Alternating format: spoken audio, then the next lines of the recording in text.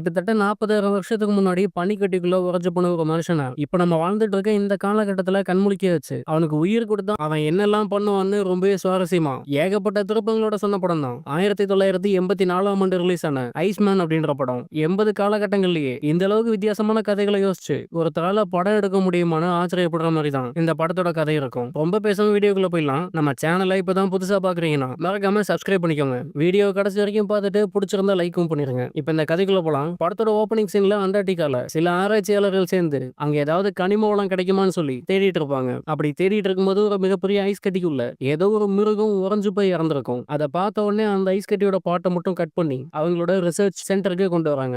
அங்க இருந்த எல்லா சயின்டிஸ்டுமே அது ஒரு மிருகமா தான் இருக்கும். பல வருஷத்துக்கு முன்னாடி இறந்து போயிருக்கும். குறைஞ்சது அந்த மிருகம் இறந்து போய் 30,000 இருந்து 40,000 வருடம் ஆயிருக்கும்னு சொல்லுவாங்க. இப்ப என்ன பிரச்சனைனா இந்த ஐஸ் கட்டியை உடைக்கும் போது உள்ள இருக்க அந்த மிருகத்துக்கு எந்த ஒரு சேதமுமே இல்லாம தான் உடைக்கணும். அதனால ரொம்பவே கஷ்டப்பட்டு லேசர் மாதிரியான கருவிகளை பயன்படுத்தி ரொம்பவே அழகா உள்ள இருக்கிறதுக்கு எந்த ஒரு பாதிப்பும் இல்லாம அந்த ஐஸ் கட்டியை கட் பண்றாங்க. ஆனா கட் பண்ணி உள்ள இருக்கிறது என்னன்னு பார்க்கும்போது அங்க இருக்க எல்லா சயின்டிஸ்டுமே வாய பழக்கிறாங்க. ஏன்னா அந்த ஐஸ் கட்டிக்கெல்லாம் உறைஞ்சு போய் இறந்து போனது ஒரு மிருகமோ பறவையோ கிடையாது. 40,000 வருடத்துக்கு முன்னாடி வாழ்ந்த ஒரு மனுஷன். அதை பார்த்து அங்க இருந்த சயின்டிஸ்ட் யாராலையுமே நம்ப முடியல. அந்த பழங்கால மனிதனோட உடலை ரொம்பவே பத்திரமா எடுத்து வச்சு அவன் போட்டிருந்த அந்த கால உடைய கட் பண்ணி எடுக்கிறாங்க. எடுத்ததுக்கு அப்புறம் டெஸ்ட் பண்ணி பார்க்கும்போது அங்க இருந்த சயின்டிஸ்ட் எல்லாருக்குமே இன்னொரு அதிர்ச்சி. என்னன்னா அவனோட தோல்ல இருக்க எல்லா செல்களுமே இன்னும் உயிர்ப்போட இருக்கு. அது மட்டும் இல்லாம அவனோட பாடியை ஸ்கேன் பண்ணி பார்க்கும்போது அவனோட உள்ளுறுப்புகள் எதுவுமே கெட்டு போகாம உயிருள்ள மனிதனோட உடல் உறுப்புகள் எந்த அளவுக்கு இருக்குமோ அதே அளவு இந்த பழங்கால மனிதனுக்கும் இருக்கு. அதை பார்த்து யாராலையுமே நம்ப முடியல. அதை பார்த்த அப்புறம் தான் அங்க இருந்த சயின்டிஸ்டுக்கு இவன் இறந்து போய் அந்த பனிக்கட்டிக்குள்ள மாட்டல.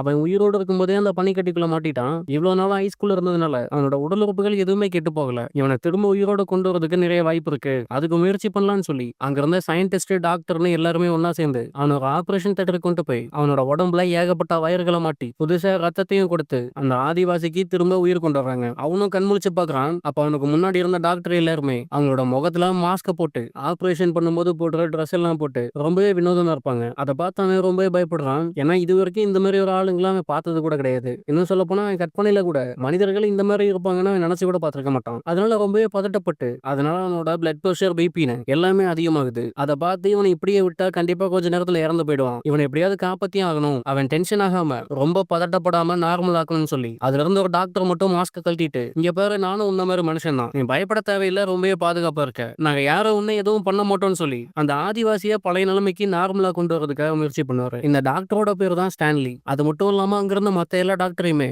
உங்க முகத்துல இருக்க மாஸ்க் எடுங்கன்னு சொல்லுவாரு. எல்லா டாக்டரும் அவங்களோட மாஸ்க கழட்டிட்டு அவங்களோட உண்மையான முகத்தை இந்த ஆதிவாசி கிட்ட காட்டி நீ ரொம்ப பதட்டப்படக்கூடாது. நாங்க யாருமே உன்னை எதுவுமே பண்ண மாட்டோம்னு சொல்லி அவங்களும் சொல்லுவாங்க. ஆனா எவ்வளவுதான் சொன்னாலும் ஆதிவாசியோட ஹார்ட் பீட் ரொம்பவே அதிகமா போகும். ஏன்னா ஆதிவாசியோட மூளை கடைசியா அவன் எப்ப மயங்கினானோ அந்த இடத்துலயே ஸ்டாப் ஆகியிருக்கும். இந்த ஆதிவாசிக்கு வயசு 40,000 வருஷம்ன்றது நமக்கு மட்டும்தான் தெரியும். ஆனா அவனை பொறுத்த வரைக்கும் பனிக்கட்டியில் நடந்து போயிட்டு இருந்தோம். திரும்ப கண் முழிச்சு பார்க்கும்போது இங்க ஹாஸ்பிட்டல் இருக்கும். அது மட்டும் தான் அவனுக்கு ஞாபகம் இருக்கும். இன்னும் சொல்ல போனா இந்த ஹாஸ்பிட்டல் இங்க இருக்க எல்லாருமே டாக்டர்ன்றது கூட அந்த ஆதிவாசிக்கு தெரிஞ்சிருக்கிறதுக்கு வாய்ப்பு இல்ல. எல்லா டாக்டரும் சேர்ந்து ரொம்பவே கஷ்டப்பட்டு அவனுக்கு மயக்க ஊசி போட்டு தூங்க வைக்கிறாங்க. அதுக்கப்புறம் எல்லா சயின்டிஸ்ட் டாக்டர்னு எல்லாருமே ஒன்னா சேர்ந்து எப்படி 40,000 வருடத்துக்கு முன்னாடி இறந்து போன ஒருத்தனை அவனோட உடம்புல எந்த டேமேஜும் இல்லாம திரும்ப அவனை உயிரோட கொண்டு வர முடிஞ்சது. அதுவும் இல்லாம அவனோட உடம்புல உள்ள எந்த செல்லுமே எந்த உறுப்புமே டேமேஜ் ஆகல. இது எப்படின்னு எனக்கு சுத்தமா புரியலன்னு சொல்லி ஒரு டாக்டர் பேசிட்டு இருப்பாரு. அதை கேட்ட ஒரு சயின்டிஸ்ட் எழுந்து அவனோட உடம்புல ஒரு வித்தியாசமான விட்டமின் இருக்கு. அது மட்டும் இல்லாம அவன் இருந்தது ஒரு பனிக்கட்டிக்குள்ள. எந்த ஒரு பொருளுமே ஐஸ் கட்டியில ரொம்பவே கூலிங்கான இடத்துல வச்சா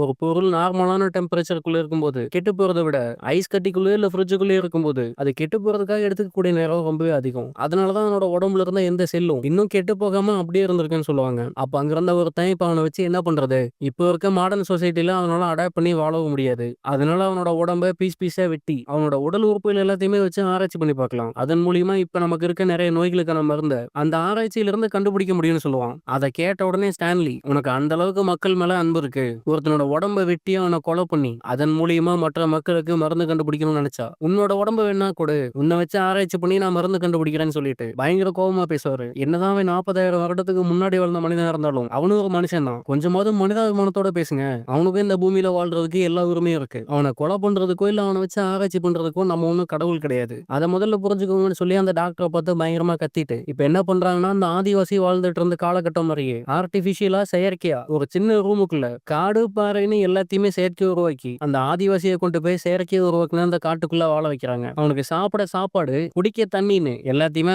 வாழ்ந்துட்டு இருந்த காலகட்டத்துல வேட்டையாடி மட்டும்தான் அவன் சாப்பிட்டிருப்பான். அதே மாதிரி அந்த ஆதிவாசி வேட்டையாடுறதுக்கான சூழ்நிலையை இவங்க செயற்கையா உருவாக்கி தராங்க. அது மட்டும் இல்லாம அவனுக்கு சின்னதா ஒரு வாட்டர் ஃபால்ஸும் இருக்கு. அவனுக்கு தேவைப்படும் போது அதுல போய் குளிச்சுப்பான். கடையில இருந்து பறவைகளோட முட்டைய வாங்கிட்டு வந்து அந்த ரூம்ல ஒரு இடத்துல வச்சிருவாங்க. இந்த ஆதிவாசியும் அந்த பக்கம் போகும்போது வேற ஏதோ பறவையோட முட்டையை நினைச்சு அதை எடுத்து சாப்பிட்டுப்பான். அது மட்டும் இல்லாம சின்ன சின்ன பன்னிக்குட்டி, முயல் குட்டி மாதிரியும் வாங்கிட்டு வந்து அந்த ரூமுக்குள்ள விட்டுருவாங்க. உள்ள இருக்க ஆதிவாசியும் அந்த மிருகத்தை வேட்டையாடி சாப்பிடுற மாதிரி சாப்பிட்டுப்பான். எல்லாமே நல்லா போயிட்டு இருக்கு. அவனும் வேட்டையாடி அவனுக்கான சாப்பாட்டை எடுத்துக்கான். அவனும் வேட்டையாடி அவனுக்கு தேவையான உணவு எடுத்துட்டு ரொம்பவே ஜாலியா அவனோட காலகட்டத்துல எப்படி காட்டுக்குள்ள வாழ்ந்துட்டு இருந்தானோ அதே மாதிரி இந்த ஆர்டிபிஷியலான ரூம்குள்ள வாழ்ந்துட்டு இருக்கான். அப்படி ஒரு நாள் நீர்வீழ்ச்சியில குளிச்சிட்டு இருக்கும்போது அவனோட கால்ல ஏதோ ஒண்ணு படுது. என்னன்னா அவங்க நீர்வீழ்ச்சி உருவாக்குறதுக்கு ஒரு சின்ன பைப் மாதிரியான ஒரு செட்டப் வச்சு அதன் மூலியமா தான் அந்த நீர்வீழ்ச்சியை கொண்டு வந்திருப்பாங்க. அந்த பைப்பை அவன் பார்த்துட்டான். கையில எடுத்து பார்த்து இது என்னன்னு தெரியல. ஒருவேளை பாம்பு இருக்குமோன்னு சொல்லி பக்கத்துல இருந்து ஒரு கட்டை எடுத்து அதை போட்டு பயங்கரமா அடிப்பான். ஆனா எவ்வளவுதான் அடிச்சாலும் பைப் எப்படி அசையும்? அதை பார்த்து கொஞ்சம் சந்தேகம் வந்து அந்த பைப்பை பிடிச்சு அது எங்கிருந்து வருதுன்னு சொல்லி அதை ஃபாலோ பண்ணியே போவான். அப்படி போய் பார்க்கும்போது அந்த ரூம்ல ஒரு ஓரத்துல ஒரு சின்ன கதவும் இருக்கும். அந்த கதவை ஓபன் பண்ணி பார்க்கும்போது அந்த பக்கம் நிறைய சயின்டிஸ்ட் டாக்டர்னு எல்லாருமே வினோதமா நிக்கிறத பார்த்துட்டு பயத்துல திரும்ப அந்த பாறைக்கு பின்னாடி போய் மறைஞ்சுப்பான். அது மட்டும் இல்லாம அந்த பாறையை பிடிச்சு மேலே ஏறி போய் பார்க்கும்போது இவங்க செயற்கையா நீர்வீழ்ச்சி உருவாக்குனது இவன் வேட்டையாடுறதுக்காக பிடிச்சிட்டு வந்த நிறைய மிருகங்களும் அங்க அடைச்சு வச்சிருக்கிறத பார்த்து இப்பதான் இந்த ஆதிவாசிக்கு இது நம்ம உலகம் கிடையாது, மொத்தமா வேற மாதிரி இருக்கு, இது வேற இடம்ன்றது இப்பதான் அந்த ஆதிவாசிக்கு புரியுது. அதை பார்த்த உடனே கோவப்பட்டு பயங்கரமா ஊளையிட்டே கத்துவான். ரொம்பவே கோவப்பட்டு அங்கிருந்த பாறைகளை எல்லாம் தூக்கி அந்த நீர்வீழ்ச்சி மேல அடிச்சு தன்னோட கோவத்தை காட்டுறான். வெளியில இருந்து பாக்குற சயின்டிஸ்டும் இவனை இப்படியே விட்டா அவனே காயப்படுத்தி இறந்து போயிடும், நம்ம பட்ட எல்லா கஷ்டமும் வீணா போயிடும், இப்ப அவனை எப்படியாவது அமைதிப்படுத்தி ஆகணும்னு சொல்லி பேசிட்டு இருப்பாங்க. அப்பதான் நம்ம படத்தோட ஹீரோவான ஸ்டான்லி நான் போய் அவங்க கிட்ட பேசுறேன், கண்டிப்பா அவனை என்னால சரி பண்ண முடியும்னு சொல்லுவாரு. அதை கேட்ட மத்த டாக்டர் எல்லாருமே அவனுக்கு நம்மளோட மொழி கண்டிப்பா தெரியறதுக்கு வாய்ப்பு இல்ல, அது மட்டும் இல்லாம அவன் ரொம்ப மூர்க்கமா இருக்கான், நீங்க உள்ள போனா கண்டிப்பா அவங்களை அடிச்சே கொண்டுருவான், நாங்க வேணா பாதுகாப்புக்கு கன்னோட கூட வரட்டுமான்னு கேட்பாங்க. அதுக்கு ஸ்டான்லியும் கன்னை பார்த்தா தான் பயப்படுவான், எனக்கு என்ன ஆனாலும் பரவாயில்ல, அவனை யாரும் காயப்படுத்தக்கூடாதுன்னு சொல்லிட்டு டோரை ஓபன் பண்ணிட்டு அந்த செயற்கையான ரூம்குள்ள போறாரு. ஃபர்ஸ்ட் ஸ்டான்லியை பார்த்தா அந்த ஆதிவாசி ரொம்பவே பயந்து ஒரு சின்ன பாறைக்கு பின்னாடி போய் மறைஞ்சுப்பான். அதுக்கப்புறம் ஸ்டான்லி கொஞ்சம் கொஞ்சமா அவன் பக்கத்துல போய் சைன் லாங்குவேஜ்ல அவன் கூட பேச ஆரம்பிக்கிறாரு. முதல்ல ஸ்டான்லி பேசுறது அவனுக்கு புரியாது. அப்புறம் கொஞ்சம் போக போக ஸ்டான்லி என்ன பேசுறாருன்றது ஓரளவுக்கு அவனுக்கு புரியுது. இப்படியே பேசி பேசி ரெண்டு பேரும் நல்ல நண்பர்கள் ஆகுறாங்க. ஸ்டான்லி அவனுக்கு சேட்டன் சொல்லி ஒரு பேரு வைப்பாரு. அதுக்கப்புறம் அந்த ஆதிவாசியோட நெஞ்சில ஒரு பறவை மாதிரியே ஒரு தழும்பு இருக்கும். இப்ப நம்ம எப்படி டாட்டூ போடுறோமோ அதே மாதிரி அந்த காலகட்டத்துல இப்படிதான் டாட்டூ போடுவாங்க போல. அது ஒரு சின்ன பறவை மாதிரி இருக்கும். அதை காட்டி இது என்னன்னு ஸ்டான்லி கேட்கும்போது இதுதான் நாங்க வழிபடுற கடவுள், கண்டிப்பா ஒரு நாள் அந்த பறவை வந்து எங்களை ஆசீர்வாதம் பண்ணணும்னு சொல்லி அவனால முடிஞ்ச அளவுக்கு கன்வே பண்ணி ஸ்டான்லிக்கு புரிய வைக்கிறான். அப்படியே சில நாட்கள் போகுது.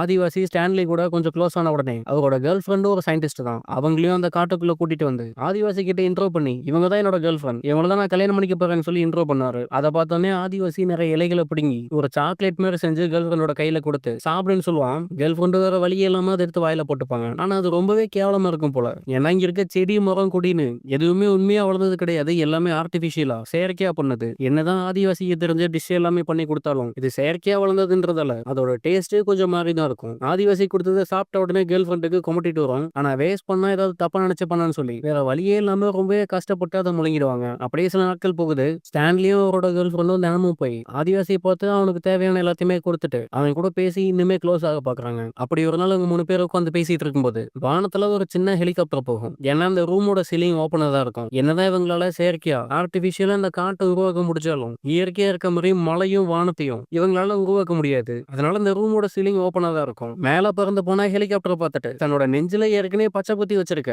அவன் வழிபடுற கடவுள் தான் இவனை பார்க்க வந்திருக்காங்கன்னு சொல்லி அங்கிருந்து அடிச்சு பிடிச்சு மேல போய் அந்த ஹெலிகாப்டரை பார்த்து நம்ம எல்லாம் எப்படி சாமி கும்பிடுவோமோ அந்த மாதிரி அந்த ஹெலிகாப்டரை பார்த்து பயங்கரமா கத்துவான். ஆனா எவ்வளவுதான் கத்தினாலும் அந்த ஹெலிகாப்டர்ல போறவங்க நிக்க போறது இல்ல. கொஞ்ச நேரத்துல இந்த ஹெலிகாப்டரும் அங்கிருந்து போயிடுது. அதை பார்த்த உடனே இந்த ஆதிவாசி பயங்கர சோகமாக்கி கடவுளுக்கு என் மேல என்ன கோபம், நம்ம ஏதோ தப்பு பண்ணிட்டோம் போல, அதனாலதான் கடவுள் நம்மள வந்து பாக்கலன்னு சொல்லி ரொம்பவே சோகமா போய் ஒரு வாரமா உட்காந்துக்கும். அடுத்த சில நாட்கள் போகுது. ஸ்டான்லி எப்பெல்லாம் இந்த ரூம்குள்ள வராரோ அப்பெல்லாம் அந்த ஆதிவாசி போய் ஏதோ ஒரு இடத்துல மறைஞ்சுப்பான். ஸ்டான்லி பேசுறதுக்கு எவ்வளவுதான் முயற்சி பண்ணாலும் ஆதிவாசி வந்து ஸ்டான்லி கூட பேசுறதாவே இல்ல. ஸ்டான்லி வந்துட்டு போனதுக்கு அப்புறம் அங்க கிடைக்கிற சில மரக்கட்டைகளையும் குச்சிகளையும் எடுத்துட்டு வந்து பழங்கால ரிச்சுவல் எதையும் ஒண்ணு பண்ணிட்டு இருப்பான். அது மட்டும் இல்லாம அந்த பழங்கால லாங்குவேஜ்ல ஏதோ சில மந்திரங்களையும் சொல்லிட்டு இருப்பான். ஸ்டான்லி வர நேரத்துல மட்டும்தான் அமைதியா இருப்பான். ஸ்டான்லி திரும்ப போயிட்டா மறுபடியும் அந்த மந்திரங்களை சொல்றதுக்கு ஆரம்பிச்சிருவான். அப்படி ஒரு நாள் ஸ்டான்லி இந்த ஆர்டிபிஷியலான காட்டுக்குள்ள வந்துட்டு திரும்ப ஒரு சின்ன டோர் வழியா தான் வெளியில போவாரு. அவர் வெளியில போகும்போது அந்த கதவை எப்படி ஓபன் பண்ணணும், எப்படி வெளியில போகணும்னு எல்லாத்தையுமே பார்த்துட்டு ஆதிவாசியும் அந்த கதவு பக்கத்துல வந்து ரொம்பவே சூப்பரா அந்த கதவை ஓபன் பண்ணிட்டு அந்த லேபை விட்டு வெளியில வந்துடுறான். வெளியில வந்து பார்க்கும்போது சுத்திலும் பனியா இருக்கும். அதை பார்த்து ரொம்பவே ஆச்சரியப்பட்டுட்டு இருக்கும்போது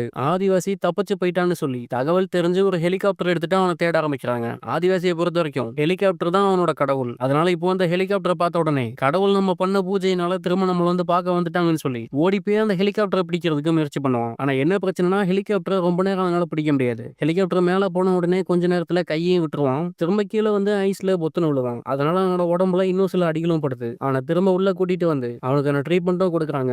சயின்டிஸ்ட், டாக்டர்னு எல்லாருமே ஒண்ணா சேர்ந்து அவன் கற்கால மனிதன். அவனுக்கு நம்மளோட டெக்னாலஜி பத்தியோ நம்மளோட அறிவை பத்தியோ எதுவுமே தெரியாது. அவனை ரொம்பவே ஈஸியா இங்க அடைச்சு வச்சிடலாம்னு முயற்சி பண்ணோம். ஆனா பாஸ்கோடு போட்டு அந்த டோர் ஓபன் பண்ற அளவுக்கு அவன் கத்துக்கிட்டு இருக்கான். இதுக்கு மேல அவனை இங்க அடைச்சு வச்சு நமக்கு எந்த பயனும் கிடையாது. அதனால அவனை போட்டு தள்ளிட்டு அவனோட உடம்பு முழுக்க ஆராய்ச்சி பண்ணி இப்ப நம்ம மக்களுக்கு இருக்க நோயை குணப்படுத்துறதுக்கு ஏதாவது மருந்து கண்டுபிடிக்க முயற்சி பண்ணலாம். இப்போ வரைக்கும் அவன் மேல நிறைய டெஸ்ட் எடுத்து பார்த்தாச்சு. அவனோட உடம்புல இப்போ இருக்க மனிதர்களை விட பல மடங்கு எதிர்ப்பு சக்தியா அவனுக்கு இருக்கு. அதை வச்சு ரொம்ப ஈஸியா மருந்து கண்டுபிடிச்சிடலாம். இவனுக்காக நம்ம இவ்வளவு செலவு பண்ணி செயற்கையான காட்டை உருவாக்கி அதுக்குள்ள அவனை வாழ வச்சாலும் இன்னும் கொஞ்ச நாள்ல அவன் இறந்து போயிடுவான். யாருக்கும் எந்த பயனுமே இல்லாம அவன் இறந்து போறதை விட அட்லீஸ்ட் நமக்கு தேவையான ரிசர்ச் எல்லாம் பண்ணி பார்த்துடலாம்னு சொல்லி அங்கிருந்த டாக்டர் ஒருத்தர் சொல்லிட்டு இருப்பாரு. ஆனா ஸ்டான்லிக்கு இதுல கொஞ்சம் கூட உடன்பாடு இல்ல. அதனால என்ன பண்றாருன்னா அடுத்த நாளே அவன் அந்த லேப்ல இருந்து தப்பிக்க வைக்கிறாரு. தப்பிக்க வச்சது மட்டும் இல்லாம ஸ்டான்லியும் அந்த ஆதிவாசி கூடயே வராரு. ஸ்டான்லியும் ஆதிவாசியும் அந்த லேப்ல இருந்து தப்பிச்சிட்டாங்கன்ற விஷயம் தெரிஞ்ச உடனே ஒரு ஹெலிகாப்டர் எடுத்துட்டு அந்த பனிமலை முழுக்க அவங்க 2 பேரையுமே தேடி அலையறாங்க. ஸ்டான்லியும் ஆதிவாசியை ரொம்பவே பாதுகாப்பா ஏதாவது ஒரு குகைக்குள்ள கொண்டு போய் அவனை விட்டுறலாம். அவனுக்கு வேட்டையாடவும் தெரியுது.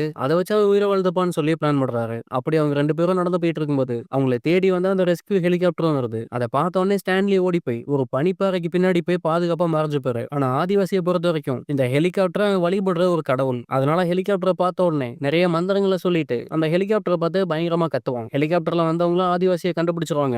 ஆனா இந்த இடத்துல ஹெலிகாப்டரை தரையிறக்க முடியாது. அதனால பனிக்கு ரொம்ப பக்கத்துல ஹெலிகாப்டர் கொண்டு வந்து ஆதிவாசியை அந்த ஹெலிகாப்டருக்குள்ள ஏத்திரலாம் நினைப்பாங்க. அதே நேரம் ஸ்டான்லிக்கும் ஆதிவாசிக்கும் நடுவுல அந்த பனிப்பாறை உடஞ்சு ஒரு பெரிய விரிசல் விழுகுது. அதனால ஸ்டான்லி போய் அந்த ஆதிவாசியை தடுத்து நிறுத்த முடியல.